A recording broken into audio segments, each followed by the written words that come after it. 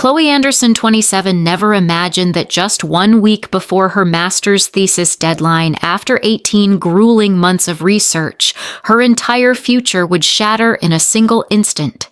And the person responsible wasn't a hacker or software glitch. It was her own brother, Logan. That afternoon, Chloe sat in her childhood bedroom in Ann Arbor, Michigan, surrounded by faded posters of tech conferences and math formulas. She was laser-focused, making the final revisions to her thesis, a predictive healthcare algorithm that could detect early signs of heart disease. If completed and submitted on time, her work would not only earn her top honors, but potentially land her a research position at a major tech firm in Seattle. Downstairs, however, a very different reality played out, music pounding, drunken laughter echoing, and the stale scent of cheap beer wafting through the hallway. Logan, 23, had never taken school seriously. After dropping out of community college, he bounced around jobs and spent his money on his truck and parties. Chloe had come home during spring break for one reason only: to finish her thesis in a quiet environment, something her parents promised her. But like many promises made in that house, it had been broken the moment Logan decided to throw an unannounced party. It was nearly 5:00 p.m. when it happened. Chloe was deep into writing the final conclusion of her thesis when her bedroom door suddenly flew open.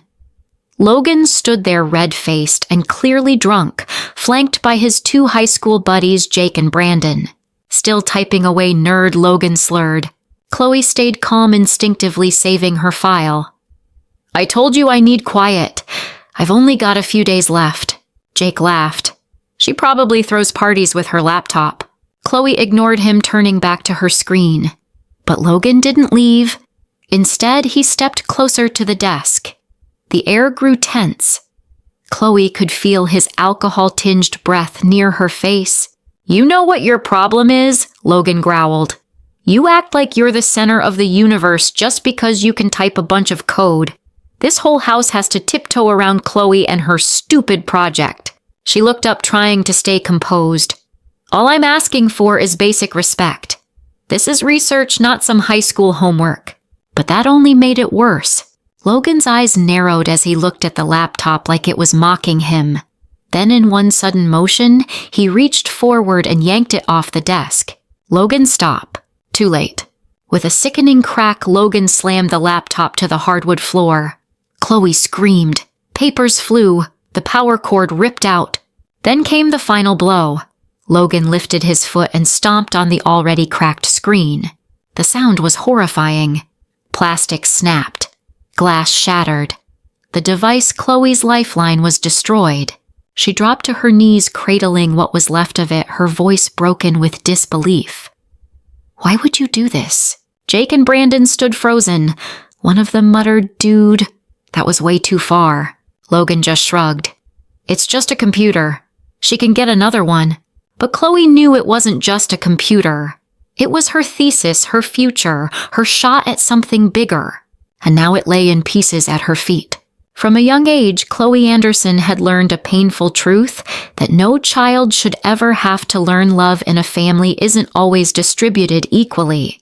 She grew up in a quiet 2-story house just outside of Ann Arbor, Michigan, with white-painted shutters and a manicured flower garden her mom tended. On the outside, they looked like the picture-perfect Midwestern family. Her father, Mark Anderson, was a civil engineer. Her mother, Janice, worked part-time at a preschool. And their 2 kids, 1 girl, 1 boy, looked like they came straight out of a Hallmark postcard. But inside those walls, favoritism was a silent undercurrent, ever present, ever damaging. Even in elementary school, Chloe had been quiet, well-behaved, and intellectually gifted. She preferred math puzzles over dolls and Lego robotics over playground gossip. But none of that ever seemed to register with her parents.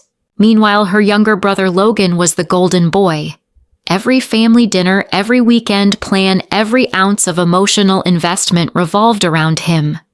When Chloe got an A, her mom would nod, maybe say good job. But when Logan scored a goal in his Pee Wee soccer league, it was pizza night photos on Facebook and glowing praise. Chloe had tried in her own way to earn the same attention. In 8th grade, she won 2nd place in a statewide programming competition. The school held an entire assembly for it. She came home beaming, certificate in hand. Her mom's first question was, "Did you get any prize money?" Her dad didn't even look up from his phone. He was checking the score for Logan's upcoming baseball game. After that, Chloe stopped sharing her accomplishments. Not because she wasn't proud, but because she knew they'd be treated as background noise in Logan's highlight reel. The math summer camp. She packed her bags alone. The early admission letter to the University of Michigan. She celebrated by herself. There were no framed photos of her achievements in the hallway, just endless snapshots of Logan in his football jersey. It only got more obvious as they grew older. Chloe earned a full-ride scholarship in computer science at one of the top programs in the country. But at her graduation ceremony, her parents left early to attend Logan's girlfriend's birthday party. The only photo they posted was of Logan's new pickup truck parked outside the auditorium. She didn't complain, not out loud anyway. Chloe had learned to rely on her internal compass to let passion drive her rather than approval. But even so, the lack of recognition left a scar. A quiet ache that whispered you're never going to be enough for them. Over time, the divide deepened. Logan flunked out of college after one semester.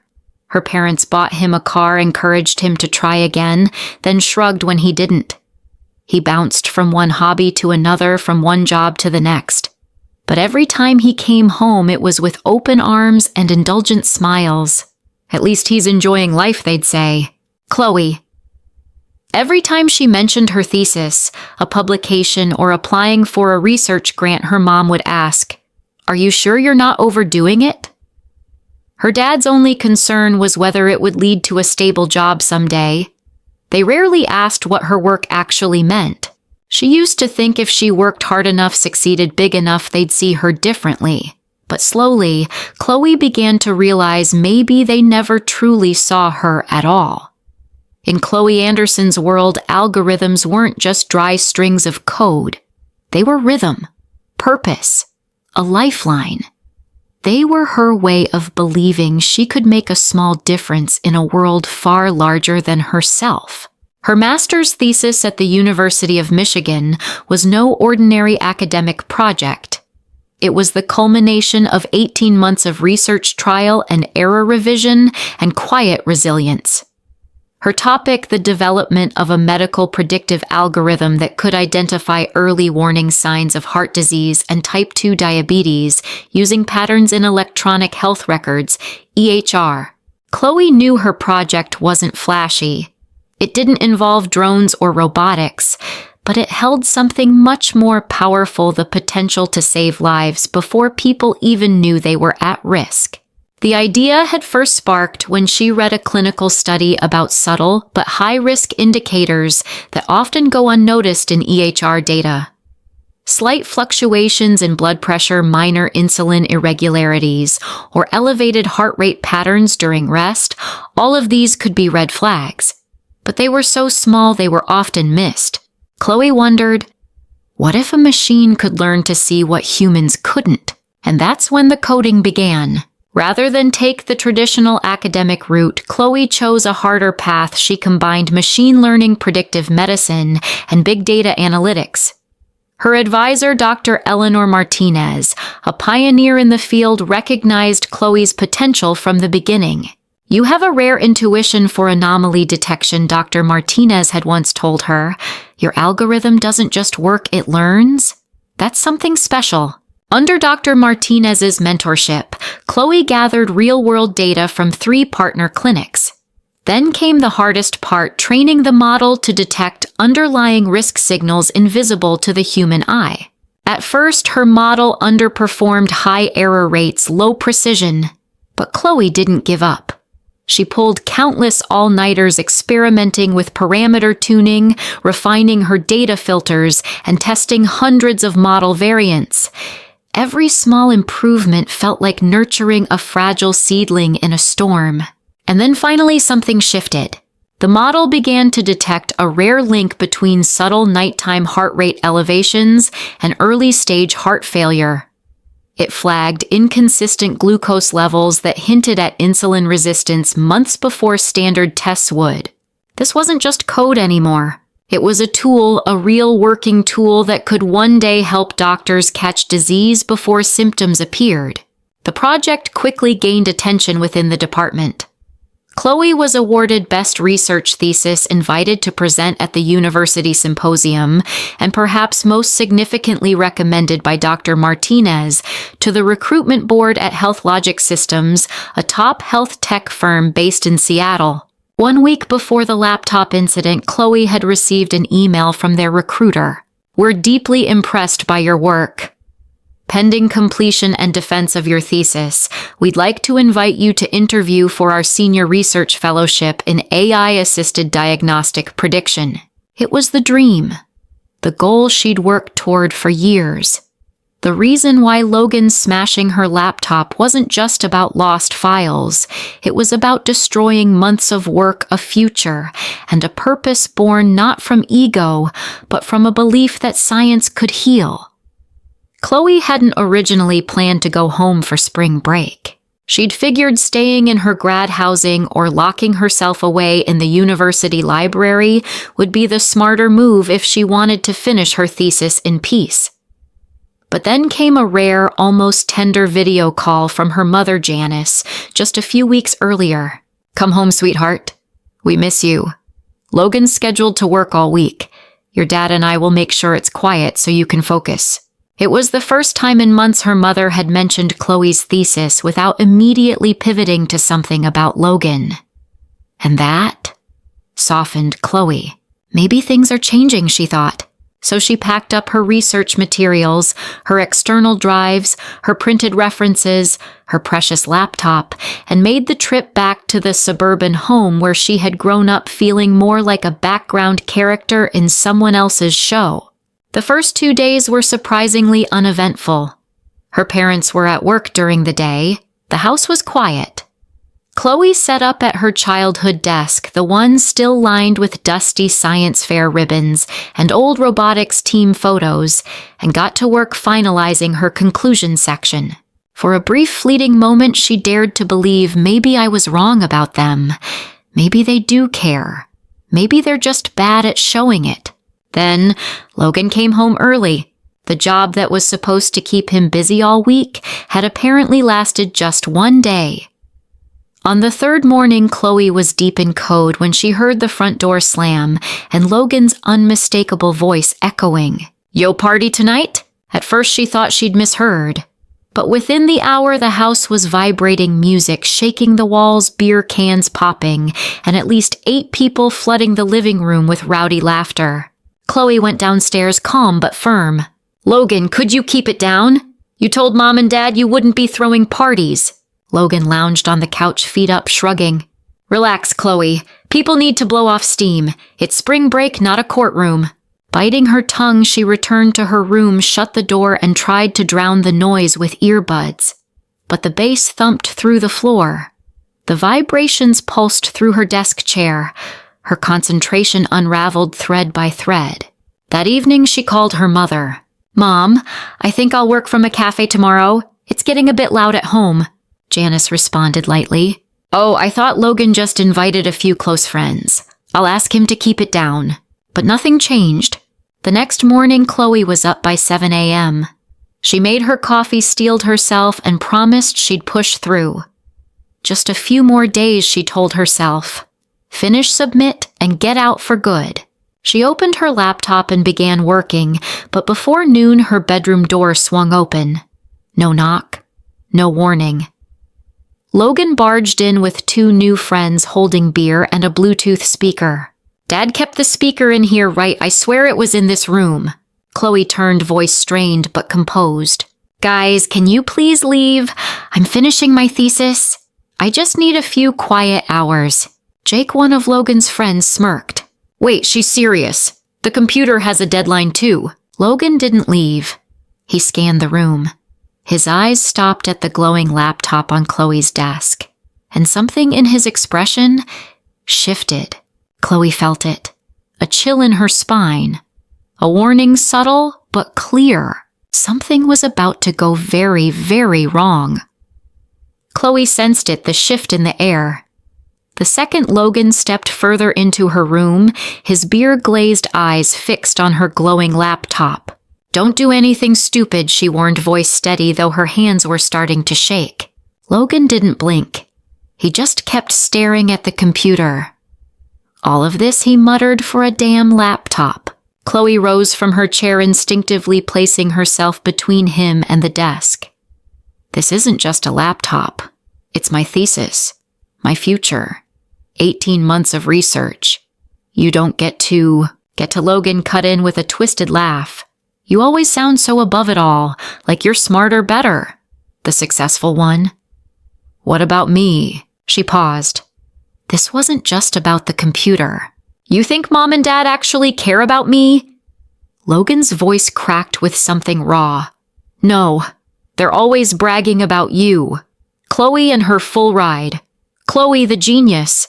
Chloe's going to save the world with her damn code, and I'm just the loser.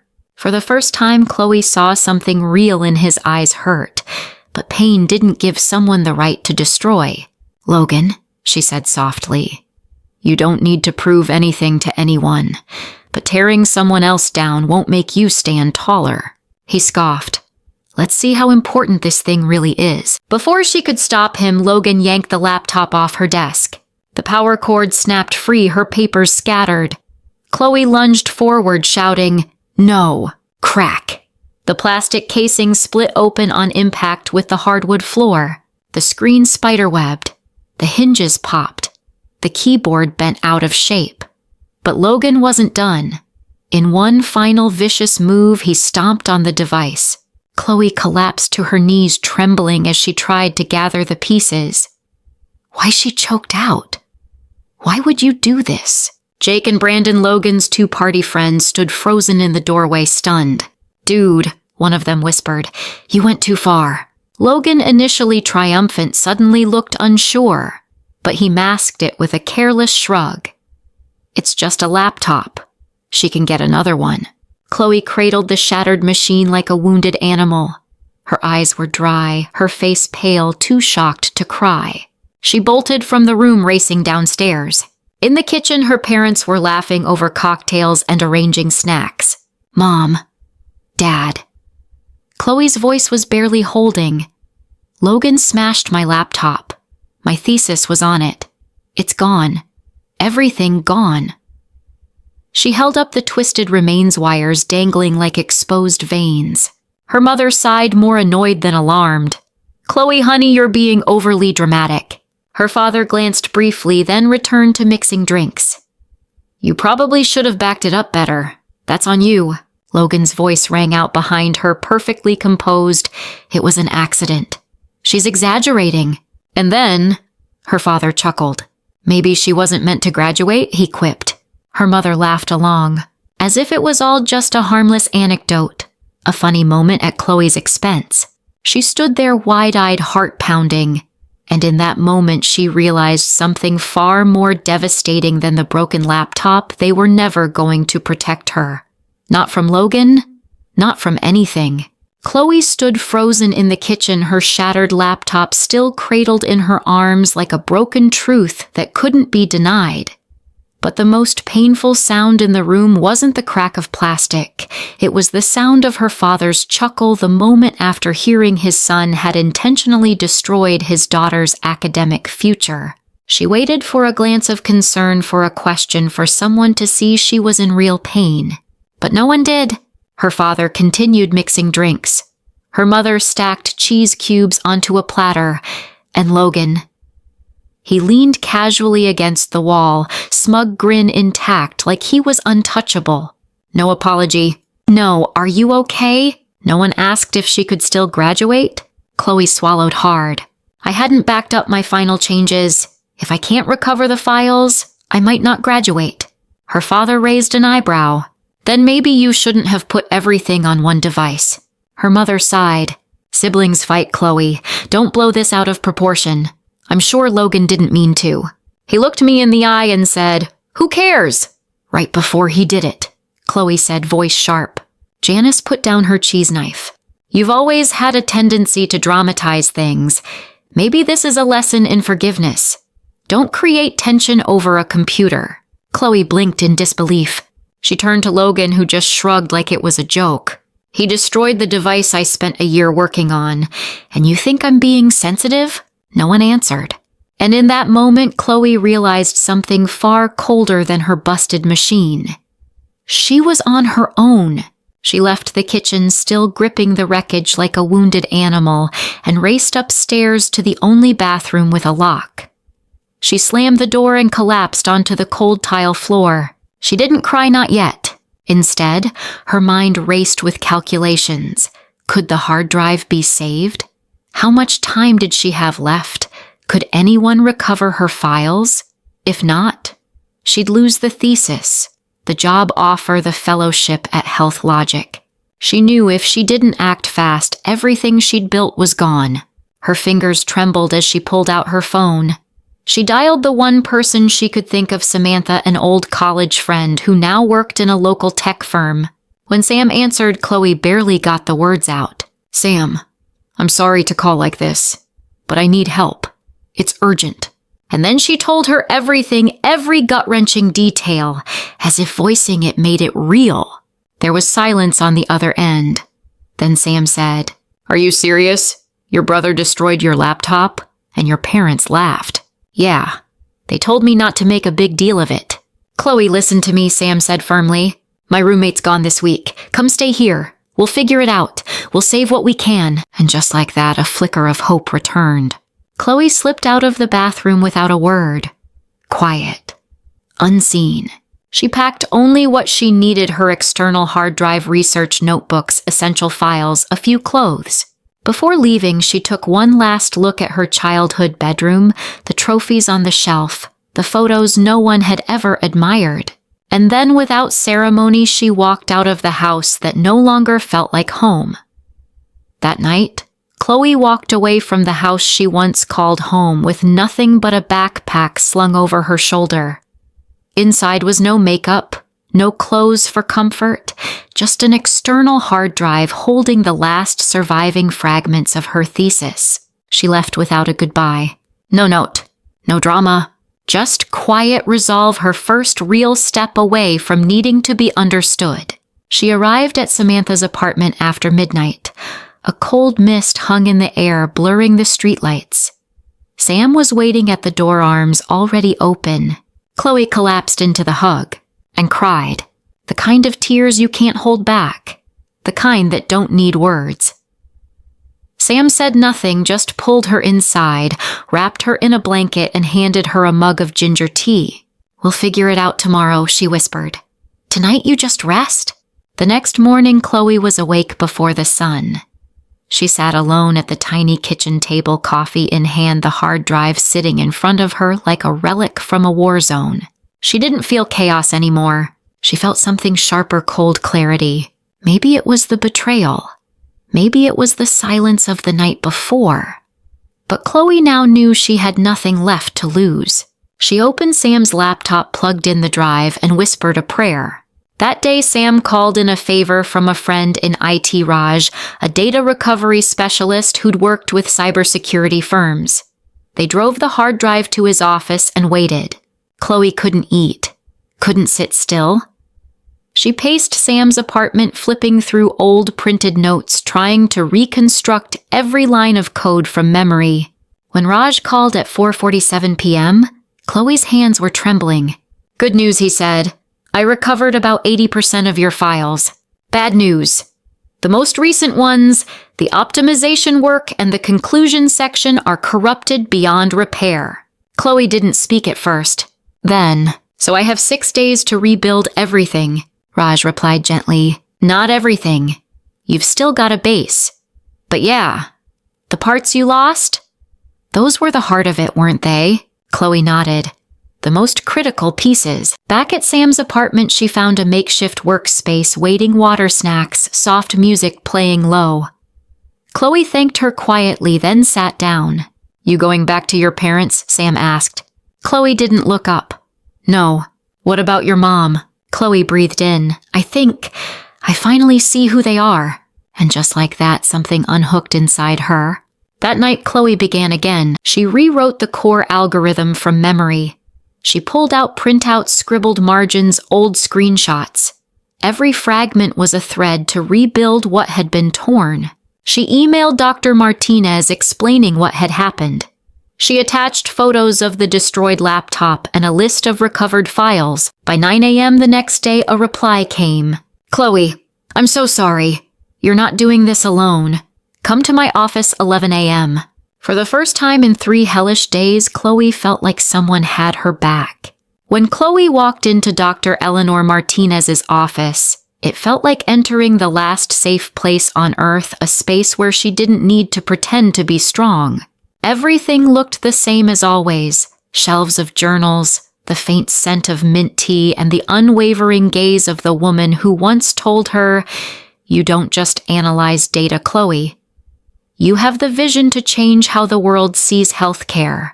But now Chloe stood there holding a plastic bag containing the shattered remains of her laptop, a physical symbol of betrayal. Dr. Martinez took the bag and said nothing at first. She examined the fractured screen, the broken hinge, the warped frame. This, she said finally, was no accident. No, Chloe replied. My brother did it on purpose, and my parents watched. Martinez removed her glasses and sighed. Chloe, this is sabotage, not a family misunderstanding.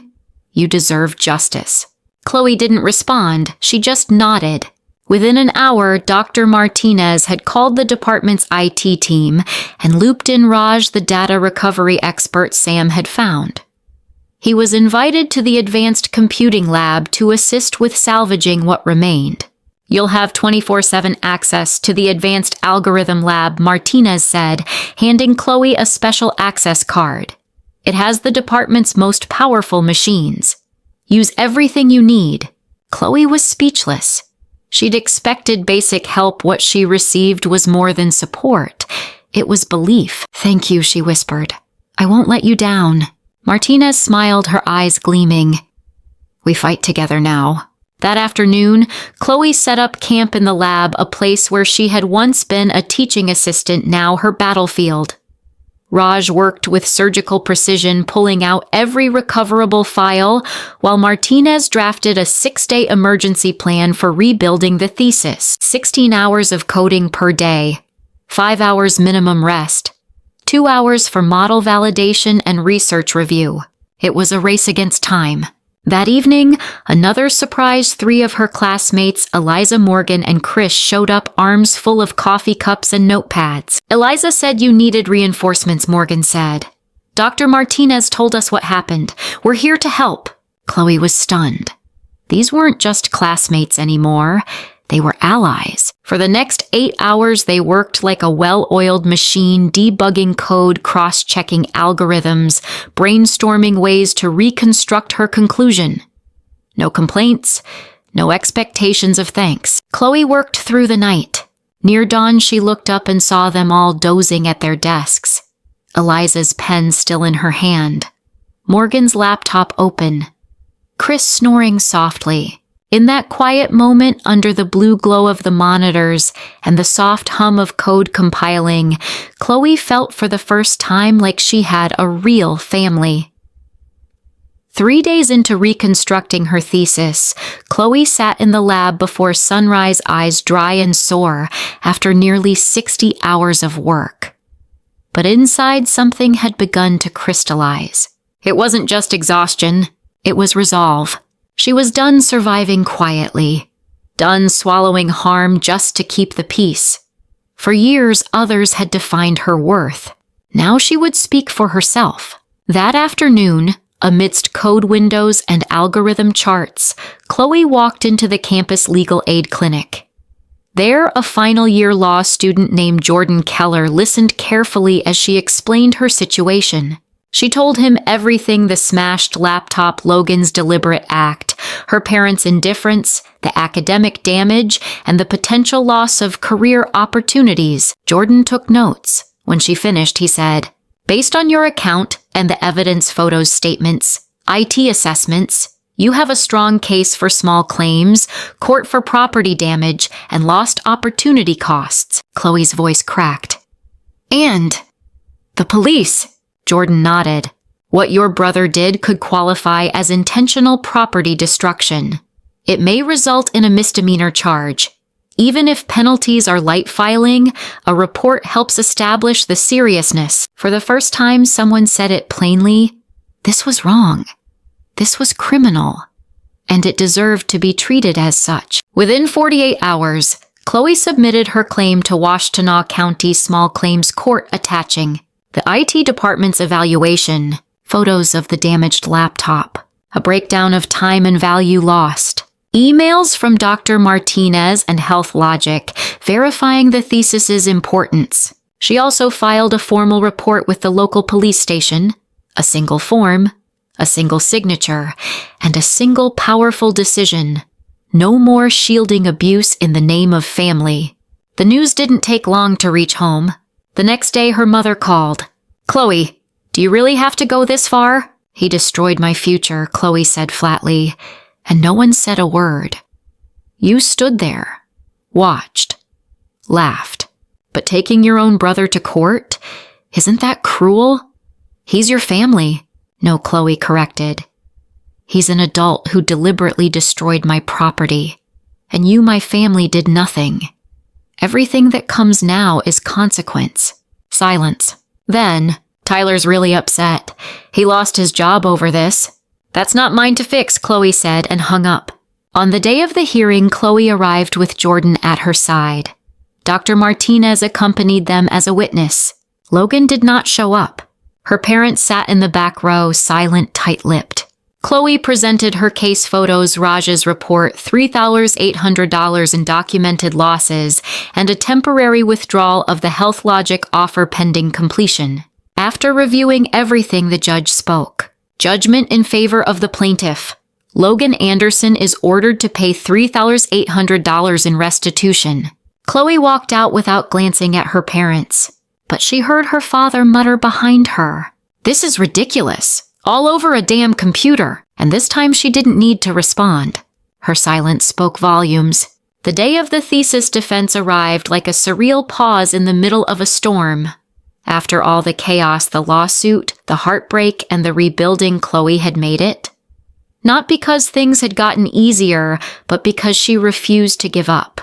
She stepped into the university's computer science conference room in a dark navy suit, her hair pulled back, eyes tired but clear, glowing with unshakable resolve. In her hands was the final printed copy of her thesis, 157 pages rebuilt, revised, and stronger than ever.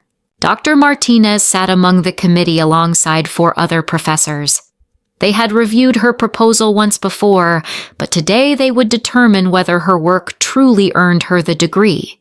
The presentation lasted 45 minutes. Chloe walked them through every phase of her project: data collection, pre-processing, algorithm design, and especially the optimization of early detection for cardiovascular disease and type 2 diabetes using electronic health record patterns. But she didn't just speak in technical jargon, she told a story. She spoke of why she began this journey, of her grandmother who died of heart failure that no one had seen coming, of her belief that data isn't just numbers, it's missed chances unless someone sees them in time. She had feared the Q&A most of all, but strangely she wasn't nervous. Maybe because after everything she'd endured, there wasn't much left to fear. She answered each question with clarity and confidence, admitting where her model still needed improvement and proposing concrete plans for future iterations. She described how her algorithm could be adapted for other illnesses and how it might integrate into hospital systems. When the final question ended, there was a brief silence. Then the chair of the committee spoke. "We are unanimous. Chloe Anderson's thesis is accepted with distinction." The words felt like flight. Not because of the title, but because it was validation of her worth from those who truly understood the cost. Dr. Martinez rose and approached her. "That was one of the strongest defenses I've seen in years," she said, eyes bright with pride. "I did it," Chloe whispered. Martinez smiled. "You didn't just do it. You triumphed." That evening, Chloe returned to the lab, the space that had become her sanctuary over the past week. She uploaded the final PDF to the university's thesis portal. A confirmation message appeared on the screen. She closed her eyes, exhaled, and for the first time in months, she smiled without guilt. 3 days after graduation, Chloe was rearranging her workspace in her new apartment near Tech Fusion when her phone rang. The caller ID didn't display a name, just a number she hadn't saved, Mom. She stared at the screen emotionless. Not angry, not afraid, just quietly wondering, now what? She took a breath, answered. "Chloe," her mother said. The voice on the other end wasn't sharp or defensive like it had been the last time they spoke. It was cautious, even soft. "Your dad and we miss you." Chloe said nothing. Her mother continued, filling the silence. "I know you're upset. Maybe we didn't handle things the right way. But Tyler's having a rough time. He lost his job. No one's hiring him with the record. Do you think you could talk to him? Give him some guidance like you used to." Chloe felt it a pull back to when she was 17 tutoring Logan in math because her parents were watching the game. Or 21 skipping a summer internship to stay home with him after knee surgery. And now, even after everything, she was still the one being asked to fix it. "I don't think I can help him," she said calmly. "I think I've already done more than enough. But he's your brother. And he's the one who smashed my thesis a week before it was due. Remember that?" Silence. "We just want the family to go back to the way it was," her mother whispered. Chloe glanced at her desk, sunlight pouring over her notes for the AI project she was about to begin at Tech Fusion. "Mom," she said gently, "real families don't break each other and then say, 'Let's go back.' Real families take accountability and choose to grow." "I'm trying to understand," really, Janice said. For the first time, Chloe believed her. But belief alone wasn't enough anymore. "I'm not cutting you out," Chloe said. "But there are going to be boundaries now. If this family truly wants me in it, it can't be the kind that laughs when I fall apart. It has to be one where I'm respected." A long pause. "Where do I even start?" her mother finally asked. Chloe was surprised by the question, but the answer came easily, like it had been waiting. "Start by acknowledging that what Tyler did was wrong and that I deserve to be defended." There was silence again, not denial, not agreement. But for the first time, her mother didn't argue. And for Chloe, that was enough for now. 1 year after her laptop was shattered, Chloe Anderson walked into the main hall of North America's largest healthcare technology conference as a keynote speaker. Her name appeared boldly beneath the title AI in Medicine Turning Data into Second Chances. In a room packed with researchers, engineers, physicians, and investors, Chloe wasn't the forgotten daughter anymore. She was a real scientist, a survivor, and most of all, someone who had redefined herself. Her disease prediction algorithm, once just a thesis almost destroyed, had been developed into a pilot program through Tech Fusion. 3 hospitals had adopted the model. The results? Early detection of heart failure and diabetes with above-industry accuracy. The numbers weren't just data points. To Chloe, they were proof of every sleepless night, every private breakdown, every moment she nearly gave up. Her new life didn't form overnight. After the lawsuit, her relationship with her parents remained distant. They no longer criticized her but never apologized either. Logan, after months of unemployment, eventually landed a job through a friend. The space between them, however, remained wide and silent. Chloe didn't hate him. She just let go. Let go of the need for repair, for resolution. Some fractures simply don't heal, and sometimes they shouldn't. She no longer went home for Thanksgiving. Instead, she hosted a quiet dinner at her apartment with the people who helped her rebuild the thesis: Eliza Morgan, Chris Raj, and most importantly, Samantha, the friend who opened her door the night everything fell apart. They weren't blood, but they were family she chose.